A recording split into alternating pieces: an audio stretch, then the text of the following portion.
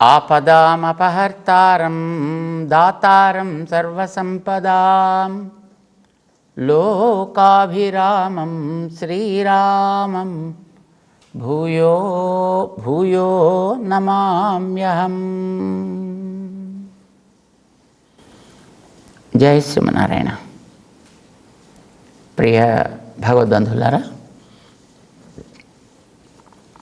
పనులు చేస్తున్నా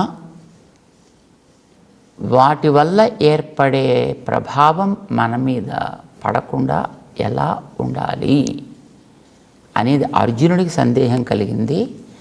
భగవద్గీత 5వ అధ్యాయంలో 7వ శ్లోకం దగ్గర దానికి సమాధానం చెప్పాడు కృష్ణుడు. ఎప్పుడైతే నీ ఇంద్రియాలు నీ స్వాధీనంలో ఉండి అవి చేసేటటువంటి పని ఆ ఇంద్రియాలకి లీడర్ అయినటువంటి మనస్సుని కూడా తృప్తిపరిచి మంచిగా ఉంచి ఆ ఉంచడం వలన దాని దగ్గర అంటే మనస్సు దగ్గర ఏర్పడ్డటువంటి రకరకాల పనుల యొక్క రికార్డ్స్ ఉంటాయి. కర్మ వాసనలు రుచులు అని అంటామే, ఇవన్నీ కూడా క్రమంగా తొలగి ఆ మనస్సు శుద్ధమై అది విశుద్ధాత్మ అని అది కలిగినటువంటి ఆ వ్యక్తి ఎప్పుడైతే అవుతాడో అప్పుడు ఆయన చేసేటువంటి ఏ పని అయినప్పటికీ కూడా చేయతగిన పని అవుతుంది. వాని పేరు యోగయుక్తుడు అవుతాడు. అంటే వాడు ఏం చేస్తున్నాడు? తన ఇంద్రియాలని స్వాధీనపరుచుకున్నాడు. ఎట్లా అంటే ఇంద్రియాలు ఎవడిచ్చినవి, ఎవడి కోసం పనిచేస్తున్నా ఫలితం ఎవడికి చెందుతుంది వాడు గుర్తించి చేస్తున్నాడు. దానివల్ల ఇంద్రియాలు స్వాధీనమయ్యాయి. అంటే ఇదివరకు ఈ ఇంద్రియాలన్నీ నావి, నా కోసం చేస్తున్న పని చేస్తున్న వీటన్నిటిని నేనే వీటికి యజమానిని అని భావించేవాడు. కనుక చేసిన పనులన్నీ కూడా వీడికి చుట్టుకునేవి. కానీ ఇప్పుడు వీడికి కొంచెం జ్ఞానోదయం ఏర్పడి ఇది నేను తెచ్చుకున్నవి కావు, శరీరం కూడా నేను తెచ్చుకున్నది కాదు, ఈ శరీరం కూడా నాకెవడో ఇచ్చాడు, ఇంద్రియాలని వాడే పెట్టాడు, ఇందులో మనస్సుని కూడా వాడే పెట్టాడు, దీంట్లో ఈ శరీరంతో పనిచేసే ఈ స్థానాన్నంతటిని కూడా వాడే ఏర్పరిచాడు. వాడి కోసం ఇది ఏర్పరిచి ఈ పని నువ్వు చేయవయా అని నియమించాడు అని వాడు గుర్తించాడు. ఈ లోపలుండి ఆ పని చేయించేటటువంటి వాడు నాలోనే కాదు అందరిలో ఉన్నాడు అని కూడా వాడు తెలుసుకున్నాడు. సర్వభూతములలోనూ కూడా వాడు ఆత్మభూతుడై ఉన్నాడు. ఇది వాడు గుర్తుపెట్టుకున్నాడు. వాడికి ఒక పేరు పెట్టాడండి, సర్వభూతాత్మ భూత ఆత్మ, సర్వభూత ఆత్మభూత ఆత్మ. సకల భూతాల్లోనూ ఆత్మగా ఉండేవాడెవ్వడో వాడే నాకు కూడా ఆత్మ. ఇది వాడు గుర్తించాడు. ఎందుకు వాడు ఆత్మగా ఉన్నాడు అంటే లోపలుండి పైనుండేటటువంటి ఆ పరికరాన్ని నడిపించడం కోసం. ఈ మధ్యన మనకి కొత్తగా వచ్చే సినిమాల్లో వాటిని ఏమంటారు, వాటిని ఏదో టెర్మినేటర్స్ లాంటివో ఏవో ఉంటాయండి, ఏవో ఆ లోపల ఉండేటటువంటి వాడు ఆ లోపల కూర్చుంటాడు. వాడు ఆ కూర్చుని వాడు ఆ లోపల గదిలో కూర్చుని పెద్ద మిషన్ తయారు చేస్తాడన్నమాట. పెద్ద భూతం లాంటిదే మెకానికల్ బాడీని వాడు ఆ లోపల కూర్చుంటాడు. వాడు కూర్చుని it's a kind of simulator or something like that. వాడు లోపల కూర్చునేవాడు అంటాడు, అక్కడ బయట ఉండే పెద్ద శరీరం అంటుంది.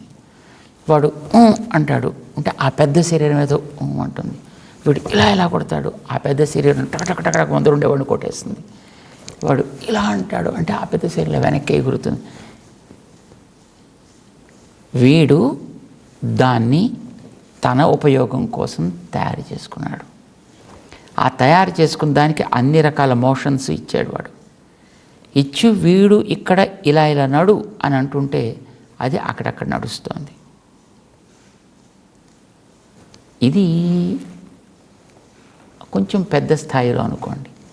దాన్ని కొంచెం చిన్న స్థాయిలో తీసుకొస్తే ఈ పైన ఉండేటటువంటి అంతా కూడా ఒక పెద్ద రాకాసి శరీరం లాంటిది అనమాట. ఒక మాన్స్టర్. ఇదొక మాన్స్టర్ లాంటిది. ఈ మాన్స్టర్కి వెనకాతల ఒక జీవుడు ఉన్నాడు. ఆ జీవుడు ఇలా ఇలా ఇలా అంటే ఇలాగా, ఇలా అంటే ఇలాగా, ఇలా అంటే ఇలా, ఇలా అంటే ఇలా కదులుతోంది. కానీ దీన్ని నిజంగా ఉండి వెనకాత కదిపేవాడు ఆ లోపల ఉండేటువంటి వాడు కదుపుతున్నాడు. కదుపుతుంటే జీవుడు దీన్ని కదిపించగలుగుతున్నాడు. అప్పుడు ఇది ఇలా కదులుతోంది, పని చేస్తోంది, పని జరుగుతోంది. ఎవడైనా వచ్చి దీన్ని కొట్టాడు, వాడికి తగలట్లేదు లోపల దెబ్బ, దీనికి తగులుతుంది. వీడు ఒక యంత్రం కనుక, వీడు తయారు చేసినటువంటి ఒక పరికరం కనుక, ఈ పరికరం వాడిని కొడతాడు. వీడిని కొట్టినా వీడికి ఏమవ్వదు, వీడిని తిట్టినా వీడికి ఏమవ్వదు. వీడు చేసే పని అయితే వీడు సవ్యంగా చేస్తుంటాడు. సినిమాల్లో సంగతి మనం మాట్లాడుతున్నాం, అది నిజ జీవితంలో కూడా మనకి అట్లానే జరుగుతుంది. This is a monster. దీనికి లోపల నేనున్నా, నన్ను వెనక ఉండి శాసించేవాడు వాడే అందరినీ శాసిస్తున్నాడు, నన్ను కూడా శాసిస్తున్నాడు. కనుక అందరినీ నన్ను కూడా శాసిస్తున్నాడంటే వాడి యొక్క పరికరాల్లో నేనొక పరికరాన్ని, నా చుట్టూ ఉండేవి కూడా వాడి పరికరాలే. కనుక వాడు ఒకదాన్ని అనుకూలంగాను ఒకదాన్ని ప్రతికూలంగాను వాడు నడిపిస్తున్నాడు. నడిపించేవాడు ఒక శాసనాన్ని ఇచ్చాడు. దాని పేరు శాస్త్రము అని అంటారు దాన్ని. ఆ నడిపించేటటువంటి వాడు నీకు సహజంగానే జ్ఞానం ఉంది కనుక నీ మీద కూడా కొంత భారం పెట్టాడు. అయితే ఈ నేను అని పిలిపించుకునేటటువంటి ఈ జీవుడు ఏం చేస్తున్నాడు, ఈ కదిలికల్లో వాడు ఇలా కదులు అంటే వీడు ఇంకొకసారి కొంత అలా కదులుతున్నట్టు చేసి ఇంకో రెండు వీడు కూడా కదుపుకుంటున్నాడు. అంటే వాడు చెప్పింది ఒక పని చేస్తూ వీడికి జ్ఞానం అనేది సహజంగా ఉండడం చేత వీడు ఇంకో రెండు తన కోసం చేసుకుంటున్నాడు. ఇప్పుడు వాడు గమనిస్తున్నాడు ఇది. ఆ గమనించిన వాడు ఏం చేస్తాడు, ఏది వీడి కోసం రెండు చేసుకుంటున్నాడో వీటిని అకౌంట్లో పెడతాడు అన్నమాట. వీడికి అది మైనస్ అకౌంటా ప్లస్ అకౌంటా వాడు మెయింటైన్ చేస్తుంటాడు. వాడు తను చెప్పింది చేస్తున్నంత వరకు వాడికి దాంట్లో ఎక్కడ కొత్త రికార్డ్స్ తయారు కానివ్వక్కర్లేదు, అవసరం, ఎందుకంటే చెప్పింది చేస్తున్నాడు. అది కాకుండా వీడు ఎక్స్ట్రాగా ఏం చేస్తున్నాడో, అది మంచి అయితే పుణ్యాల రికార్డులో పెట్టేస్తున్నాడు, అది కాకపోతే పాపాల రికార్డులో పెట్టేస్తున్నాడు. పుణ్య పాపములు అనేటటువంటి రికార్డ్స్ వాటి కర్మ రుచులు వాసనలు అని పేరు, ఇవన్నీ పేరుకుపోతున్నాయి. ఎందుకంటే పని చేసే దాంట్లో ఎక్కువ కాలం వాడు గుర్తుండి చేసేది తక్కువ, వాడిని మర్చిపోయి వీడు చేసేదే ఎక్కువ అయ్యేటప్పటికీ ఈ పేరుకుపోయేటువంటి స్టాక్స్ అన్నీ కూడా భయంకరంగా పెరిగిపోయాయి. అందుచేత వీడు స్వాధీనం తప్పి దాంట్లోకి వెళ్ళిపోయాడు, ఈ చక్రంలో పడ్డాడు. ఈ పేరుకున్నవి ఏం చేస్తాయి, వాటికి సహజంగానే కొంత లోపల వాడి వల్ల ఏర్పడ్డ చైతన్యంతో అవి తిప్పుతూ ఉంటాయి. వీడు వాటిని చేసి పెట్టుకోవడం చేత వాటికి వీడికి ఉండే కనెక్షన్ తోటి వాటి వెంటబడి వీడు తిరుగుతుంటాడు. వాడి చేతిలో ఉండి వాడు తిప్పుతున్నాడు అనుకున్నంత వరకు మనకి సేఫ్గానే ఉంటాం. కానీ మనం నేనే తిరుగుతున్నాను అనుకుంటూ దాంట్లో కొంత వాడి చేతుల్లోంచి బయటపడే ప్రయత్నం చేసేటప్పటికి బయటకు వచ్చిన తర్వాత ఎటుపోతుందో తెలియదు, దేన్ని తగులుతుందో తెలీదు, ఆ లోపల ఉండేవాడు ఏమవుతాడో కూడా మనకి తెలియదు. ప్రస్తుతం మనం ఆ స్థితిలో ఉన్నాం. అందుచేత మనం చేసేటటువంటి కర్మలు మన మీద ఇంకా పూసుకుంటున్నాం. కానీ మనకు కావాల్సిందంటే కర్మలు పూసుకోవద్దు, గతంలో ఉన్నవేవో పోవాలి, ఉన్నంత వరకు పని చేయాలి, కానీ వాటి వల్ల మన మీద భారాలు ఏర్పడకూడదు. So simple. పాత రికార్డ్స్ పోవాలి, కొత్త రికార్డ్స్ ఏర్పడద్దు. అంటే కొత్త బరువు మన మీద చేరద్దు, ఉన్న బరువు ఏదో తగ్గాలి, కొత్త బరువు చేరద్దు, నేను సుఖంగా ఉండాలి. So simple. చేయాల్సిన పని ఏమిటి, నడిపించేవాడు వెనక తెలుసుకుని వాడి మీద భారం పెట్టబాయా. ఇది కృష్ణుడు చెప్పాడు 7వ శ్లోకంలో. వన్నపి నల్లిప్యతే. పని చేస్తున్నప్పటికీ కూడా ఇప్పుడు వాడు చేస్తున్నాడనే జ్ఞానంతో వీడు చేయడం చేత వీడి మీద అవి కొత్తగా పూత పుయ్యవు. ఎవడు చేస్తున్నాడు అనుకుంటాను? సర్వభూత ఆత్మభూత యః సహ మమ ఆత్మా. సకల ప్రాణులకి నడిపించే లోపలి తత్వమేదో నన్ను నడిపించేది కూడా అదే తత్వం కనుక నేను ఆ తత్వపు విరాట్ దేహంలో ఒక భాగాన్ని కనుక నన్ను కూడా అది అట్లానే నడిపించుగాక. ఈ తెలివితోటి వీడు చేస్తున్నాడు ఇప్పుడు ఈవేళ. అలా చేస్తే అప్పుడు ఈ ఇంద్రియాలు నావి అనుకుంటే నా ఇష్టం వచ్చేది దీన్ని వాడదాం అనిపిస్తుంది, వాడిది అనుకుంటే జాగ్రత్తగా వాడడం ప్రారంభిస్తాను. ఏదైనా అంతే కదండి. ఇది నా ఇంట్లో స్తంభము అని అనుకుంటే ఆ స్తంభాన్ని క్లీన్గా అట్టి పెట్టుకోవాలనిపిస్తుంది. ఈ దేవుడి గుళ్ళో స్తంభం అనగానే ఆ తీసుకున్న ప్రసాదాన్ని కూడా చక్కగా స్తంభానికి రాసిపోవాలి అని అనిపిస్తుంది. మంది కాదు అని అనుకుంటే దాన్ని పాడు చేద్దామని అనిపిస్తుంది. మంది అని అనుకుంటే దాన్ని జాగ్రత్తగా పెట్టుకోవాలని అనిపిస్తుంది. క్రమ పద్ధతిలో వాడాలని అనిపిస్తుంది. నాది అని అనుకుంటే జాగ్రత్త వస్తుంది. లేదు ఇది బాధ్యత అని అనుకుంటే జాగ్రత్త వస్తుంది.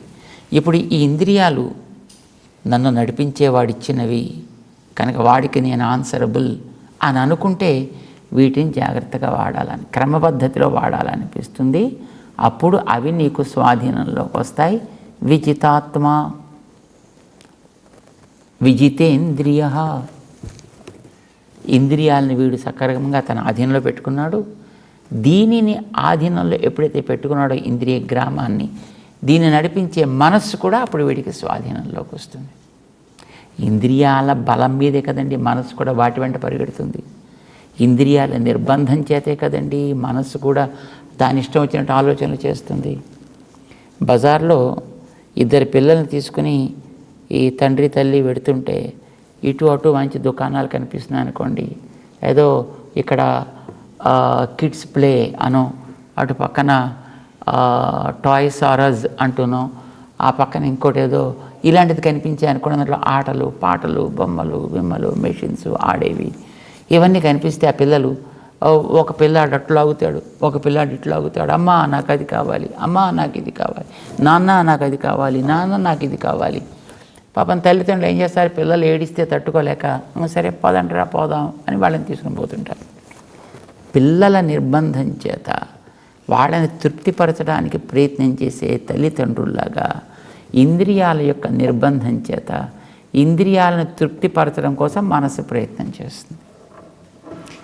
ఇప్పుడు ఇంద్రియాలు వాటికి సహజంగానే అది ఒక మంచి బాధ్యత కలిగినటువంటి స్థితిలోకి వస్తే మనసుకి మరింత ఆనందం, మనసు సక్రమంగా పనిచేయడం ప్రారంభిస్తుంది. ఎప్పుడు మనసు అట్లా పనిచేస్తుందో తనలో ఉండేటటువంటి ఆ ప్రాచీనమైనటువంటి నిల్వ, కర్మల స్టాక్, పుణ్యపాపాల రాశి అదంతా కూడా క్రమంగా శుద్ధమై తొలగిపోతుంది. ఇప్పుడు విశుద్ధాత్మ, ఎప్పుడు వీడు విశుద్ధాత్మ అయ్యాడో అప్పుడు చేయాల్సిన పనులేవి, చేయతగని పనులేవి, ఎలా చేయాలి ఎలా చేయతగదు అనే దాంట్లో వీడికి ఒక స్పష్టత ఏర్పడితే యోగయుక్త విధేయాత్మ విజితాత్మ జితేంద్రియ. ఎందుకు వచ్చింది ఇదంతా? సర్వభూత ఆత్మభూతాత్మ. ఎప్పుడైతే వీడు తయారవుతాడో అప్పుడు వీడు కుర్వన్న పిన్న లిప్యతే. వీడు పని చేస్తున్నప్పటికీ కూడా చక్కగా దేన్ని అంటించుకోకుండా హాయిగా శాంతిని పొందగలుగుతాడు. ఏం తెలుసుకుని, నడిపించే వెనకాతల వాడిని తెలుసుకుని, దీన్ని మనకి కనిపించే దాని దగ్గర నుంచి జాగ్రత్తగా కనిపించని వెనకాతల వాడి దాకా తీసుకువెళ్ళాడు. అధ్యాయం చివరికి 29వ శ్లోకంలోకి వెళ్ళేటప్పటికి అక్కడ చెప్తాడు ఆయన, ఇది ఎందుకు నువ్వు చేయాలి అని అంటే, నువ్వు చేసే ప్రతి పనికి భోక్త వాడే, నువ్వు కాదు. ఇప్పుడు మనం ఏమనుకుంటున్నాం, ఇది నేను చేస్తున్నా కనుక నాది, ఆనందం నాది, సుఖం నాది, నా కోసం నేను చేస్తున్నా, నేను భోక్తని అనుకుంటున్నా మన పనులకి. నువ్వు కాదురా నాన్న, వెనకాతలు ఉండేవాడు. ఏదైనా ఒక వస్తువు రుచిగా కనిపించగానే అబ్బాబ్బా ఏం బాగుందండి, నాకు మరొకటి కావాలి, మరొకటి కావాలి. ఇవ్వడం తప్పు కాదు, ఒకటి కాకపోతే 25. కానీ నాకు బాగుంది కనుక అని ఇవ్వకు, లోపల వాడు అంగీకరిస్తున్నాడు కనుక అని ఇయ్యి. ఇప్పుడు వాడు తీసుకుంటున్నాడని గుర్తించి పంపించు. వాడు లోపల లేకపోతే చుక్క నీటి చుక్క పాపం తులసి నీరు పట్టుకొచ్చి వాడు తాగుతాడేమో అని ఆ పళ్ళు తెరిచి పెదవులు తెరిచి ఆ నోరు కొద్దిగా తెరిచే ప్రయత్నం చేసి ఆ లోపలికి పోస్తాడండి. పోతుందేమో అని ఉద్దేశంతో పోదండి అప్పుడు. ఎందుకంటే ఆ లోపల ఉండేటటువంటి అసలు భోక్త, అసలు తాగేవాడెవడో వాడు నేను బయటికి వెళ్ళొస్తాను నాన్న టాటా అని చెప్పేసి వెళ్ళిపోయాడండి. వాడు వెళ్ళిపోవడం చేత ఈ పైన ఉండే దీనికి ఎన్ని పోసినా ఒక్క చుక్క కూడా లోపలికి వెళ్ళదు. నిజమైన భోక్త ఎవడు? ఒక్క ఆలోచన ఇప్పుడు వీడు చేయడండి. ఇదివరకు వీడో భయంకరమైనటువంటి ఆలోచనలన్నీ చేసేవాడు, బ్రహ్మాండమైనటువంటి సలహాలన్నీ ఇచ్చేవాడు. ఇప్పుడు వీడు ఒక్క సలహా ఇవ్వడు, ఒక్క ఆలోచన చేయడు, ఇయే కిక్కురుమండు. భోక్తారం సర్వతపసాం. అంతేకాదు ఇప్పుడు మొత్తం అన్నిటినీ కూడా నడిపించేవాడు నిన్ను నన్నే కాదయ్యా, ప్రతి ప్రాణిని నడిపించేవాడు వాడయ్యే. వాడి శాసనాన్ని అతిక్రమించి ఎవడు ప్రవర్తించాడు. సర్వలోక మహేశ్వరం, వాడు అందరికీ కూడా పరమశాసకుడు. ఆయన దగ్గర ఏం చేస్తామండి, అయితే ఏడుస్తూ బతకాల్సి వస్తుందండి. ఆనందంతో ఉండు. ఎందుకో తెలిసిన, వాడు నీతో పాటు ఉండి నిన్ను నీ ఇష్టం వచ్చేట్టుగా ఆలోచన చేసుకోనిస్తున్నాడు కనుక. వాడు మంచి మనస్సున్నవాడు, మంచి హృదయం ఉన్నవాడు.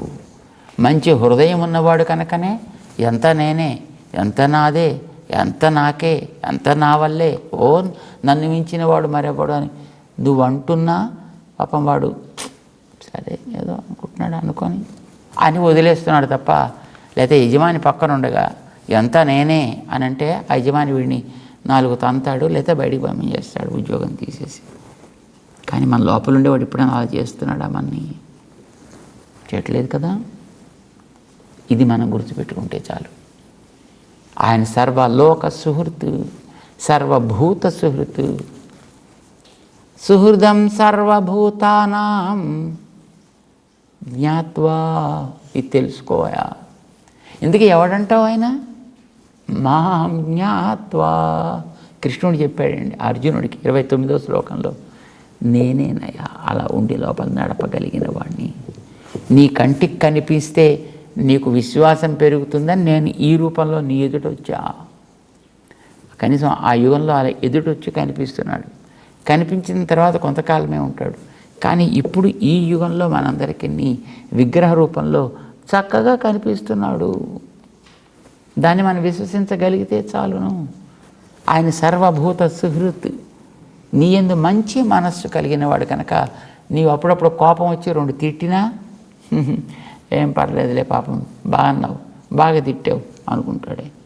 నువ్వు పొగిడినా ఓహో చాలా సంతోషం అయ్యా, మంచి మాట్లాడావు అంటాడు.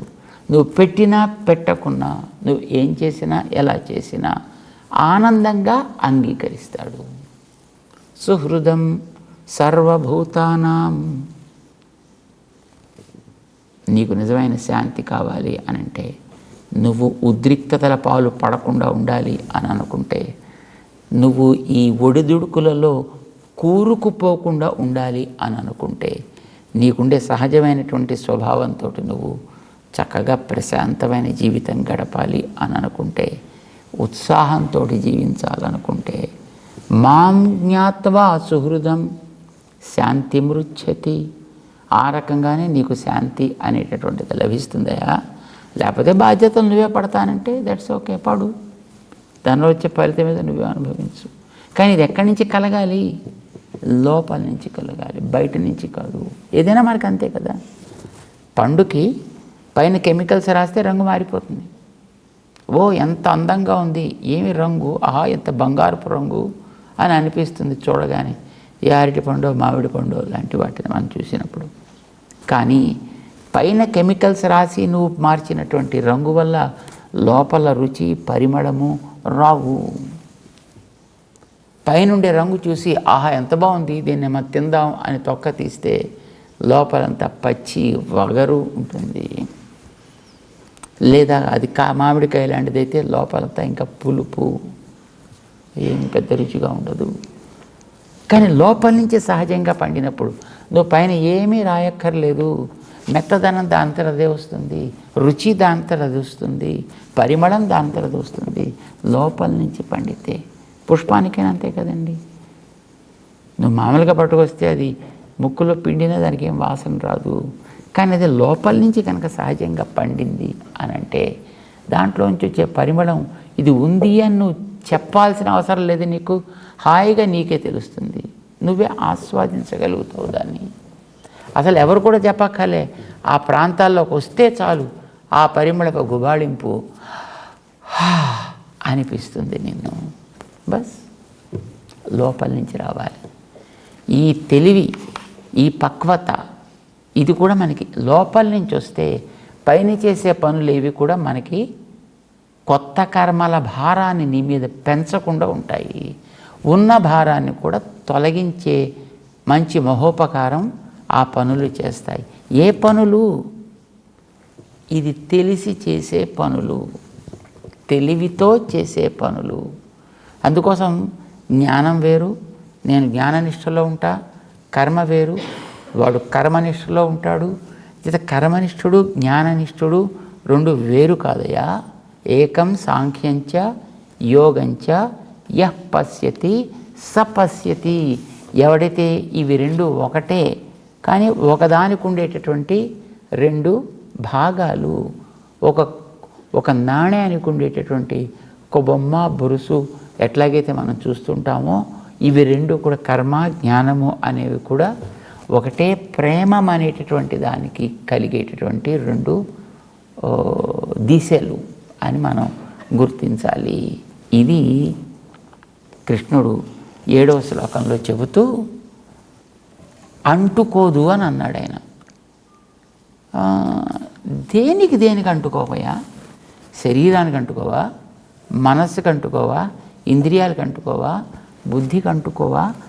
దేనికి, ఎలా అని అడిగాడు. కాక ఇవన్నీ చేస్తుంటే నేను చేస్తున్నాను అనేది నాకు తెలుస్తుంటే చేయలేదని ఎలా అనుకోమంటావా? ఇది ప్రశ్న అర్జునుడికి వచ్చింది. లోపల నుంచి ఆ జ్ఞాన పక్వత వస్తే వస్తుందని చెప్తున్నాడు. అది ఎట్లాగో చూద్దాం, తెలుసుకునే ప్రయత్నం చేద్దాం. జై శ్రీమన్నారాయణ.